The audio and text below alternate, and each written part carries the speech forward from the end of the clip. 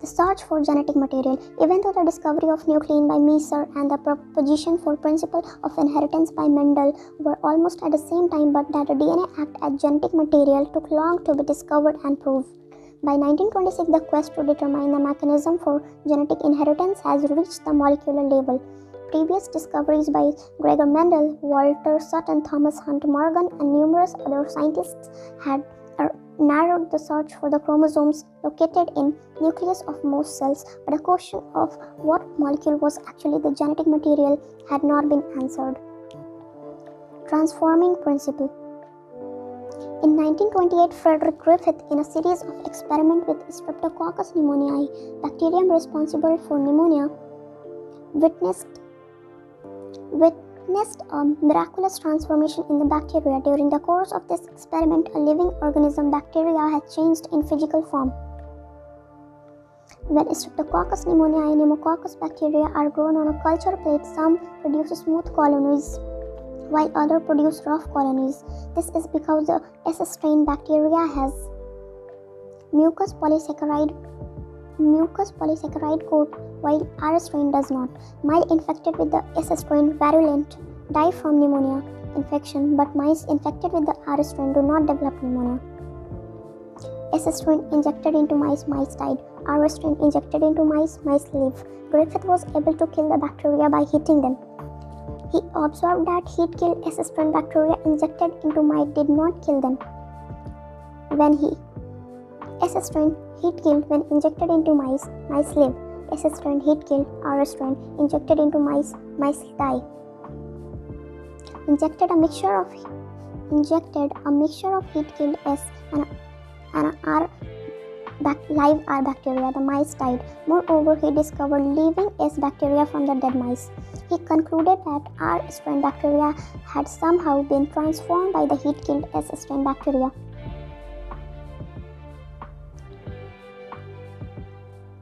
The R strain bacteria had been somehow transformed by the heat killed S strain bacteria. So, transforming principle transferred from the heat killed S strain had enabled the R strain to synthesize a smooth polysaccharide coat and become virulent. This must be due to transfer of genetic material. However, the biochemical nature of genetic material was not defined from his experiments. Transfer from heat killed S strain and enable the R strain to synthesize a smooth polysaccharide coat and become virulent. These are the lines. Biochemical characterization of transforming principle. Prior to the work of Oswald Avery, MacLeod and McCarthy, 1933 to 1944, the genetic material was thought to be a protein. They worked to determine the biochemical nature of transforming principle in Griffith's experiment. They purified biochemicals, proteins, DNA, RNA from heat-killed S cells to see which one could transform live R cells into S cells. They discovered that DNA alone from the S bacteria caused R bacteria to become transformed. They also discovered that protein digesting enzymes, proteases, and RNA digesting enzyme, RNases, didn't affect transformation, so the transforming substance was not a protein or RNA. Digestion with DNAs did inhibit transformation, suggesting that DNA caused the transformation. They concluded that DNA is the hereditary material. But not all biologists were convinced. Can you think of any difference between DNAs and DNase? Yes, DNase is, this one is enzyme and DNA is the number of DNA. The genetic material is DNA. The unequivocal proof of DNA is the genetic material came from experiments of Alfred Hersey and Martha Chase, 1952. They worked with viruses that infect bacteria called bacteriophages. The bacteriophage attaches to the bacteria and its genetic material that enters the bacterial cell. The bacterial cell treats the viral genetic material as if it was its own and subsequently manufactures more virus particles. Hersey and Chase worked to discover whether it was protein or DNA from the viruses that entered the bacteria. They grew some viruses on a medium that contained radioactive phosphorus and some other on a medium that contained radioactive sulfur. Viruses grown in the presence of radioactive phosphorus contain radioactive DNA but not radioactive protein, because DNA contains phosphorus but not proteins. DNA contains phosphorus but proteins does not. Similarly, viruses grown on radioactive sulfur contain radioactive protein but not radioactive DNA, because DNA does not contain sulfur. Radiophages were allowed to attack to E. coli bacteria. Then, as the infection proceeded, the viral coats were removed from the bacteria by educating them in blender. The virus particles were separated from bacteria by spinning them in a centrifuge. Bacteria which was infected with viruses that had radioactive DNA were radioactive, indicating that DNA was the material that passed from the virus to the bacteria. Bacteria that were infected with viruses that had radioactive proteins were not radioactive. This indicates that proteins did not enter the bacteria from viruses. DNA is therefore the genetic material that is passed from virus to bacteria. Bacteriophage, radioactive 35S level protein coat, radioactive 32P. Okay. Infection, blending and centrifuge. Infection, blending and centrifuge. Okay. No radioactive 35S detected in cells. Radioactive 35S detected in supernatant. 32P detected in cells. No radioactive detected in supernatant. So this is transfer. Okay. Properties of genetic material. DNA versus RNA. From the foregoing discussion, it is clear that debate between proteins versus DNA as a genetic material was unequivocally resolved from Hershey's experiment. It became an established fact that it is DNA that acts as genetic material. However, it subsequently became clear that in some viruses, RNA is the genetic material. For example, tobacco mosaic virus, QB bacteriophages, etc. Answer to some of the questions such as why DNA is the predominant genetic material, whereas RNA performs dynamic functions of messenger and adapter, has to be found from difference between chemical structures of the two nucleic acid molecules. Can you recall the two chemical differences between DNA and RNA? Yes, like DNA contains thymine and RNA contains uracil, and at second position OH is present, and here it is absent, but here it is present. Okay.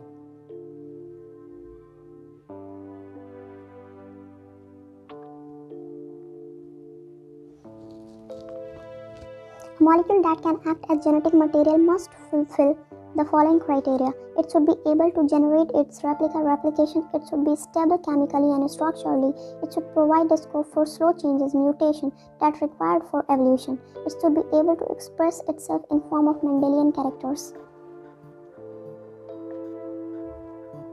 If one examines such requirement one by one, because of rule of base pairing and complementarity, both the nucleic acid DNA and RNA have the ability to direct their duplications.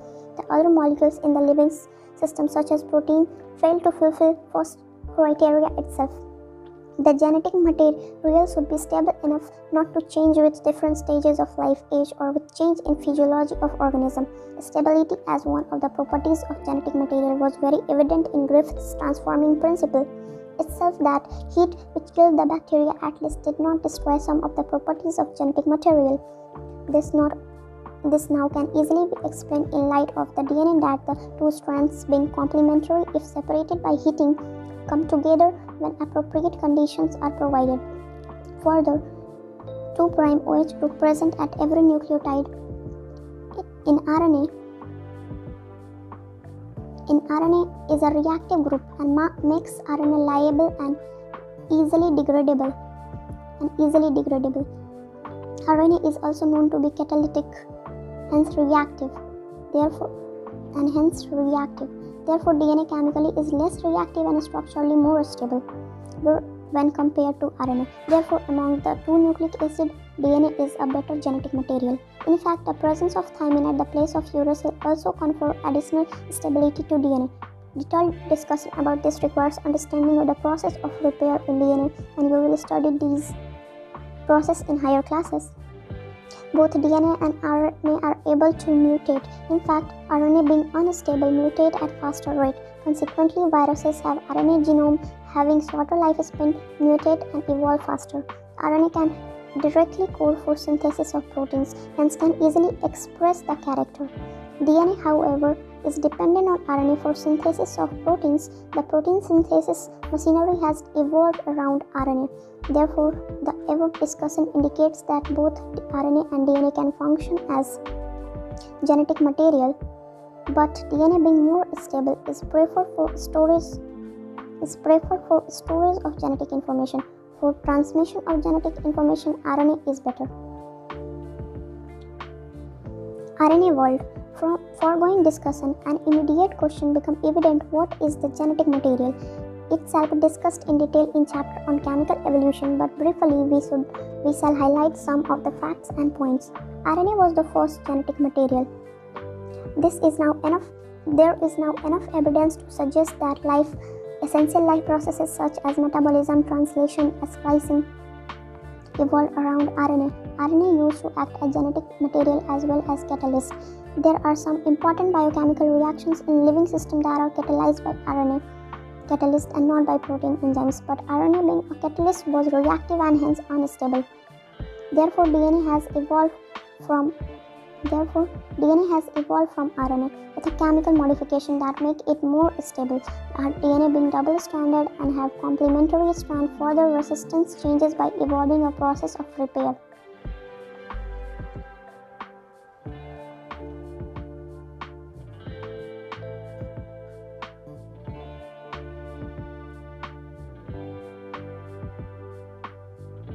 Replication. While proposing the double helical structure for DNA, Watson and Crick has immediately proposed a scheme for replication of DNA to quote their original statement, that is as follows: It has not escaped our notice that the specific pairing we have postulated immediately suggests a possible copying mechanism for genetic material. Watson and Crick, 1953. The scheme suggested that the two strands would separate and act as template for synthesis of new complementary strands.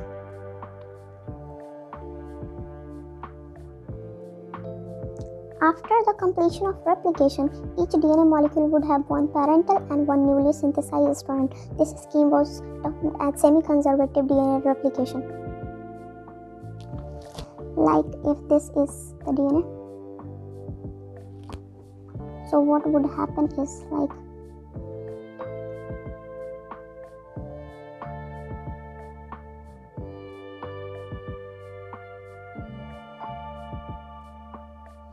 this is what they want to say.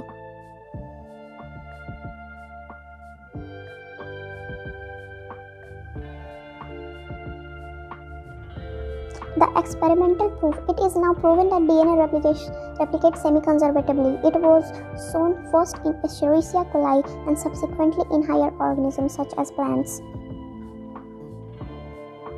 In human cells, Martha Michelson and Franklin Sells performed the following experiment in 1958. They grow Escherichia coli in medium containing N15 NH4Cl. N15 is a heavy isotope of nitrogen. As the only nitrogen source for many generations, the result was that N15 was incorporated into newly synthesized DNA as well as other nitrogen-containing compounds. This heavy DNA molecule could be distinguished from normal DNA by centrifugation in cesium chloride density gradient.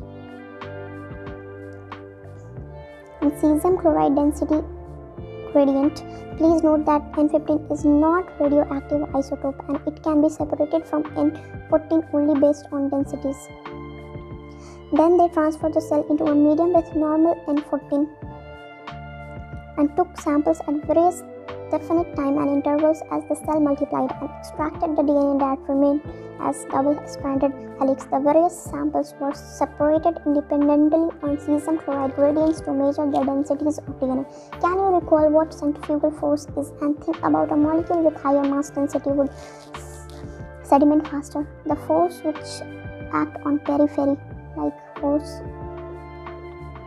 is the centrifugal force. The results are shown in figure 6.7. So here you can see, firstly there is N15, and after 20 minutes, because it divides in 20 minutes. Okay, so here you can see like heavy, but after 20 minutes N14 and N15 is incorporated, so there is hybrid. And after 40 minutes what they see is like N14 light chain and N14-15 hybrid. So in every generation you would get this one, and normal strands. So this will come again and again. Okay, here we will see how. Thus the DNA was extracted from culture on generation after transform from N15 to N14 medium. After 20 minutes, Escherichia coli divides in 20 minutes, had a hybrid or intermediate density. DNA extracted from culture after another generation, that is after 40 minutes, second generation, was compared to equal amounts of hybrid DNA and light DNA, composed of equal amounts of hybrid DNA and light DNA. If E. coli was allowed to grow for 80 minutes, then what would be the proportion of light and hybrid densities? So in 20 minutes, here formula goes is 2 to the power n. So 20 minutes 2. So after 40 minutes it would be 4, and after 60 minutes it would be 6, and after 80 minutes it would be 8. Okay, so in this 8 you got 2 hybrid and 6 light.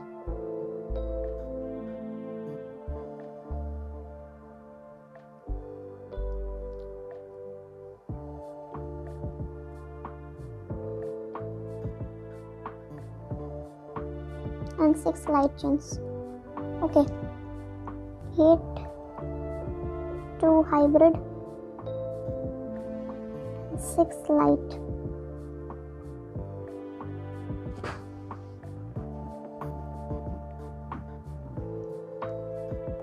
Very similar experiments involving use of radioactive thymidine to detect distribution of newly synthesized DNA in chromosomes was performed on V. Faba by Taylor and colleagues in 1958. The experiment proved that the DNA in chromosome also replicates semi-conservatively.